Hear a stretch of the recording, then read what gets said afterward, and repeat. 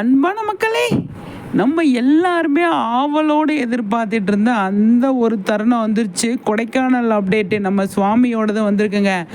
எல்லாரோட அப்டேட்டுமே வந்து கொடைக்கானல்லேருந்து வந்தது.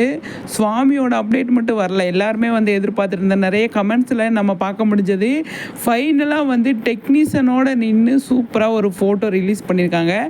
டெக்னீஷியன் சைடு இருந்து தான் ரிலீஸ் பண்ணியிருக்காங்க. எது எப்படியோ சுவாமியோட தரிசனம் கிடச்சிருச்சு. அந்த அளவுக்கு நமக்கு பெரிய பெரிய சந்தோஷம். அடுத்தடுத்து நிறைய விஷயங்கள் அவங்கக்கிட்ட இருந்து வர்றதுக்கு நிறையவே சான்ஸ் இருக்குது. அதை அடுத்தடுத்து பார்க்கலாம்.